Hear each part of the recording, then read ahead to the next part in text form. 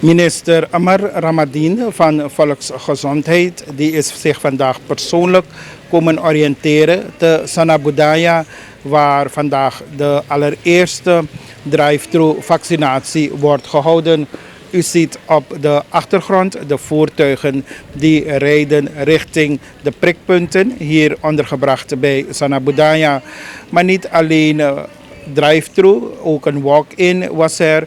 En heel wat mensen hebben dus hieraan gehoor gegeven op deze eerste vaccinatiedag bij Sanabudaya. Een verschil na dit post die de zijde midden na eigenlijk een verschil na dit presi na je hebt two activiteiten saja. Walk-in, dat wat je kon gewoon je wakker je kan pinare je teki vaccin je go. En trouwens na pinawan kan pinare je go in a drive-thru. En drive-thru, alles masap sana drive-thru tegen McDonald's, KFC.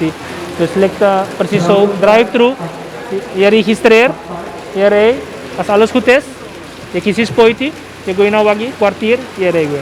Dat is heel makkelijk, vooral van weer, dus zo slecht, je kan naar drive-thru. Oké, denkt u dat dit voortgezet gaat worden als het over doorgaan? Ja, het is in de lijn der verwachting dat we gewoon hiermee doorgaan. Met AXA organisatie toe, Pugodoro, naar een systeem is, omdat Furusma en wacht hij eigenlijk op een drive-thru. We gaan naar buitenland ook toe. Bijvoorbeeld Guyana, Amerika, Nederland. Alle pres de maar drive-thru systeem. Dus we kan doen toe. En hoe weet je dat wel ook bedrijven over voor bieden de pressie aan? País initiatief dat is? Ja, dus look, authority is nou wat ingewikkeld. Misap tak furus maar gebruik de pressie voor vaccineren. Maar look logistiek toe, look de pressie, am de boom, am de veilig. Dus daarvan we moest aftak in een week 5 bedrijven die we vaccineren. Dat betekent praten we naar 5 district. Dus zo we looking. En Fudoro ja, bijvoorbeeld jaren Noord, Sanabudaya. Dan we look in een buurt van Waka, Anamustraat, Turtonalaan, Pomperstraat, etc. Maar if a source of tak ja, ik kon si druk, dan kan look ito een locatie. Dus we beginnen nu, tida na wang test, we doen. I go follow boom, misschien druk. Weer nu hoor, dus maar tegen toe. Want alles mij begrijpt nu, dat COVID-19 nou wat serieus story. Alles mij las libi. Alles mij sapsuma sa las libi. Dus kono me grap aan COVID, kono plan aan COVID, kono kasan serieus. En misschien dat ik volgen die je begrijpt dat story nu. U heeft onlangs een bezoek gebracht boven Suriname. Hoe waren de gesprekken daar? De gesprekken met het personeel waren goed. We weten in een voorgaand bezoek aan boven Suriname gebied waren zelf onder personeel mensen die niet wilden vaccineren of niets wilden horen. Maar bij mijn laatste bezoek heb ik gemerkt dat er meer tolerantie is. Mensen hebben het geaccepteerd. Men beseft het. Terwijl ik daar ben, niet willen geloven, elke post waar ik ben geweest, werden er mensen geswapt. En er waren positieve, want het zijn die sneltesten die daar zijn. Dus terwijl ik het bezoek afrond, zie ik iemand die daar ziek ligt op een bank. Een kind van 10 jaar bijvoorbeeld lag op een bank daar op Brownsweg. En die mensen zeggen me, het kind wordt geswapt. Oké. Terwijl ik afrond en ik kom zeggen, minister, het is positief. Ga je naar Ladouani, hetzelfde. Ga je naar andere dorpen, hetzelfde. Dus overal heb je mensen die COVID hebben, positief getest zijn. En als ze heel ziek zijn en zo ver wonen, kost het enorm veel tijd, moeite en geld om de mensen te brengen naar de stad. Dus ook daar is het vaccineren enorm belangrijk. Maar ik weet, er is een bepaalde mate van weerstand. Maar met betrekking aan ook toe van luku. Lek van hoe een normale vaccinatie die ching. Dan zou je aan toe. Nou als stref santak inome is ching kosiki. Maar je noemt kosiki toe. Want if you kosiki sumo zorgo je ching. Dus hoe denk je dit dat boom vasti en utakanga grama toe. Albert Aboykoni. We hebben ook gesproken via Zoom. En dat kan tegenwoordig ook in het binnenland zelf. Heel goed. Hij is heel positief tegenover en we gaan proberen ook via het traditioneel gezag de mensen te bereiken. Oké, de mensen vragen zich ook af, de lockdown, afgelopen 3 weken lockdown. Hebben jullie het resultaat gemerkt? We hebben geen het gewenste effect wat we wilden hebben we niet bereikt. Maar onze R, die 1,5 was, voor we begonnen met de maatregelen, is nu 0,93. Dit geeft aan dat de R, zodra die onder 1 is, betekent het dat die epidemie gaat afzwakken. En dat gaat nu gebeuren. U mag het zelf zien de komende week, 2 weken, gaat u merken dat die cijfers gaan dalen. Met betrekking tot de maatregelen, daar zijn er al bekendmakingen over geweest.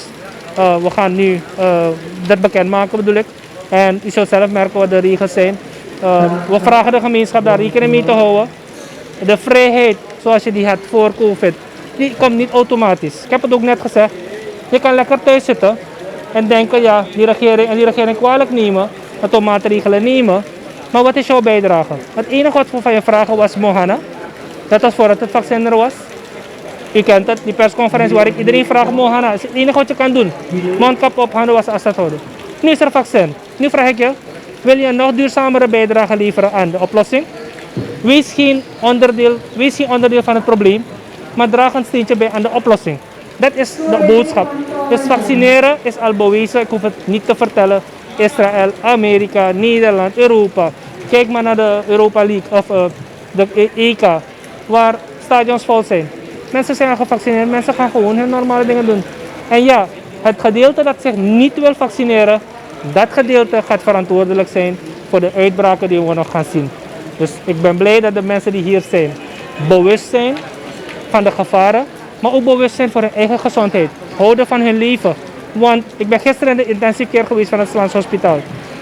Ik ga u zeggen, het is niet leuk. Het is niet mooi.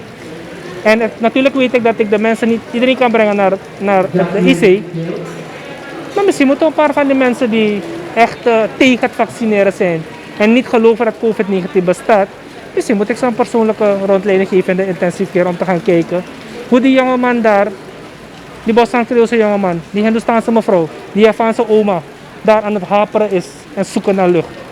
Dat is de realiteit. En het is heel jammer om dan te zien dat er mensen nu nog steeds, na 1,5 jaar, niet geloven dat COVID bestaat. Niet geloven dat een vaccin ook gaat werken. Dus de uitdagingen liggen er. Ik ga je zeggen, het is niet makkelijk om als minister om te gaan met al deze zaken. Je probeert een balans te creëren. Ik hou rekening met de gevoelens en meningen van ieder. Ik respecteer die meningen ook, maar ze moeten wel gegrond zijn. Minister, procentueel, waar staan we? Aantal gevaccineerden?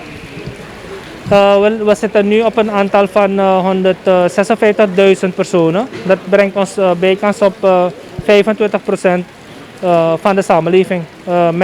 Met denk ik 5,5% ook al volledig gevaccineerd wordt. Dus van die 25. En op hoeveel moeten we staan alvorens we kunnen gaan als enkele andere landen nu in de wereld?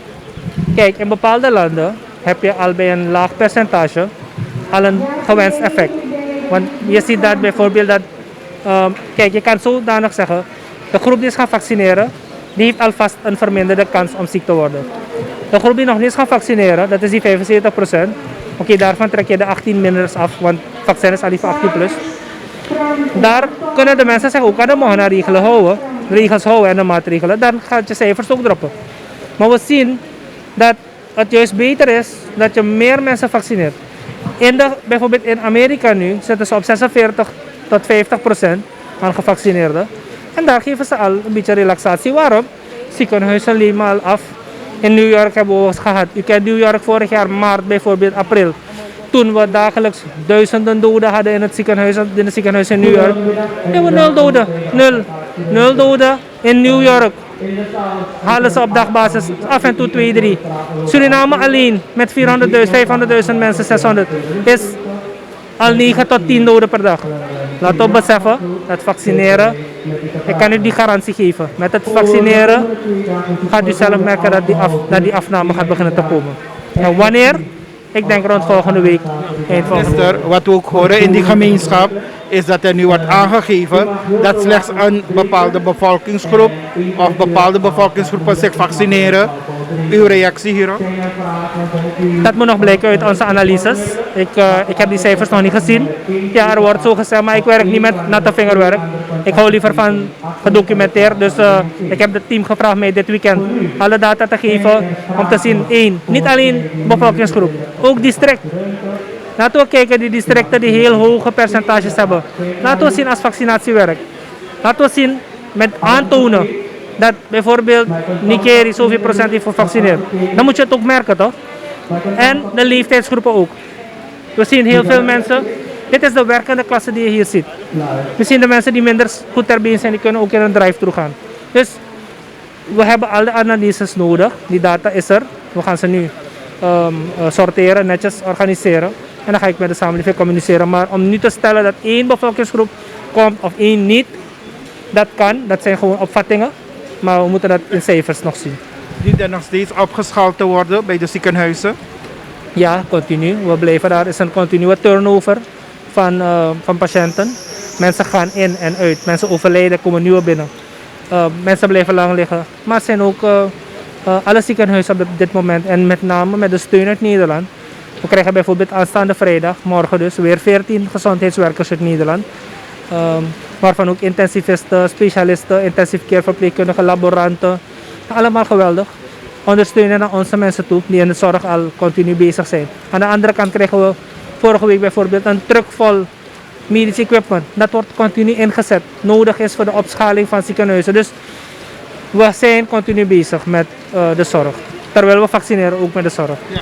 Aan de ene kant, minister, zien we wel dat de medici vanuit het buitenland volop hun medewerking verlenen. Maar aan de andere kant zien we dat ze wel ook naar de media zijn gestapt, internationaal, en toch wel heel wat zaken over Surinaamse gezondheidszorg hebben aangegeven die toch wel schrikbarend is, Ja. wat nu daar buiten.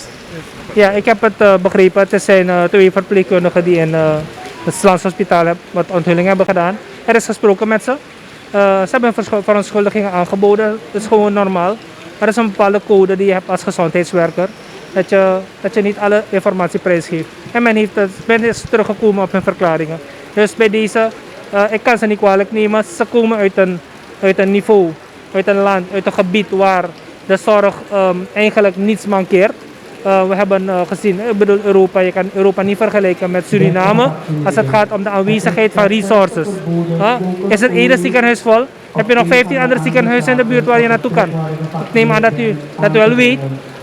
In Amerika rijden, je ziet continu health center hier, health center daar. We hebben in Suriname maar 1 groot ziekenhuis met 4 of 5 perifere ziekenhuizen die ook niet alles doen. Dus ook COVID heeft ons overvallen. Ik kan wel toegeven dat er inderdaad op bepaalde momenten in bepaalde ziekenhuizen tekorten zijn van zaken, maar die worden continu aangevuld uit onze centrale magazijn. En daar in Nederland de missie uitgevoerd met dokter Sprenger. En hij heeft al gauw geconstateerd dat wij een paar zaken moeten een beetje gaan veranderen, adviezen gegeven hier en daar. En we hebben dit ook overgenomen. Dus er is gesproken met de mensen. Ze hebben het begrepen. Ze hebben ook aangegeven dat ze het eigenlijk niet zo bedoeld hadden, omdat ze anders gewend zijn. Dus dat begrijp ik wel. Ja, minister, tot Maar ik slot. wil even zeggen hoor, Ja. want er is in dat bericht toen genoemd dat wij hier spuiten en naalden hergebruiken. Dat is absoluut niet waar. Ik bedoel, dat zou nooit acceptabel zijn. Dat zou niemand toestaan. En ik weet dat de directie van het Slans Hospitaal dat die fout ook niet zou maken. Dan gaan ze desnoods bij een ander ziekenhuis lenen. Maar dat het verhaal verteld wordt dat we naalden en spuiten gebruiken, dat is niet waar. Minister, hoeveel geld is er reeds er tegenaan gegooid tegen nu COVID-19? Alleen vanuit volksgezondheid hebben we zeker nu al bij de 75 miljoen SRD uitgegeven aan betalingen die we hebben gedaan. Ondersteuning die we hebben gegeven aan ziekenhuizen, toelagen betaald, nieuwe apparatuur gekocht. We hebben heel veel gedaan. Dan praat ik nog niet over de $10 miljoen die Sufosu heeft gegeven. Dan praat ik nog niet over de steun die we krijgen van verschillende landen. Canada, Nederland, China, India, noem het maar op, Amerika. Heel veel steun. PAHO, UNICEF. We hebben heel veel. Als we deze steun niet hadden, meneer Ganesh, dan was er vandaag een heel andere situatie in Suriname.